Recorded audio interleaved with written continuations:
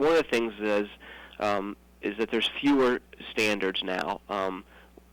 They've they've cut down the number of standards, and that was one of the complaints that educators had, was that there's so many standards we can't spend a lot of time. It's very shallow. We're not going in depth enough, and we don't really have time to revisit a standard or a topic if the kids aren't getting it, because we have to keep moving forward to make sure we cover all this material.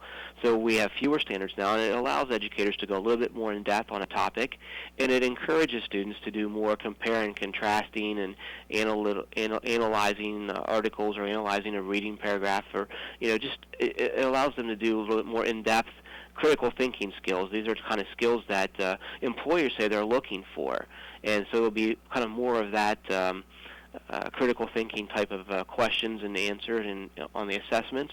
And in the new learning standards, a little bit more opportunity for educators to do this critical thinking and encourage that type of thinking, because those are the kind of the skills that employers are looking for here. If there's a demand out there that we're looking for qualified employees who need critical thinking skills, then we need to help our students learn how to critically think so they can be qualified to fill these jobs in the future.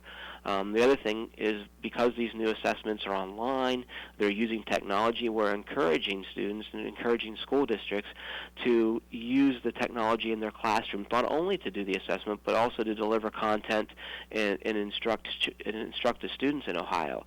And in addition to them getting more up-to-date content delivered via the use of the technology, they're also learning to use technology. And I'll tell you what, there's not many jobs out there right now where you're not going to use some sort of technology in your job. I always use the example that even the person who picks up my trash has a computer in their truck, and they're tracking who's paid their bills, who should be picked up, whose trash should be picked up, and if I have an extra bag out there, entering that too, so I get billed for that extra bag of trash I have out.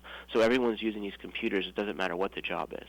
We have a kind of a reading crisis in Ohio, and more than 27,000 students in Ohio are not reading on grade level in the third grade, and those are based on 2011, 2012 test results. There was a newly released NAEP reading scores show Ohio's fourth graders have made no reading gains in a decade.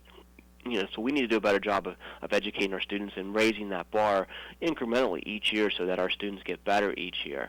Approximately 40% of our high school graduates who attend public colleges and universities in Ohio have to take at least one remedial course.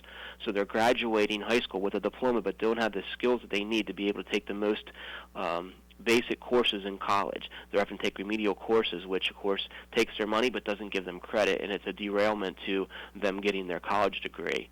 So we want to make sure that our students graduate with the ability to be college readiness. 18% of Ohio graduates cannot pass the Armed Services Vocational Aptitude Battery, which is the kind of entrance exam for the military. And these are Ohio graduates that can't pass it. So, we need to do a better job of making sure that our students graduate with the skills they need.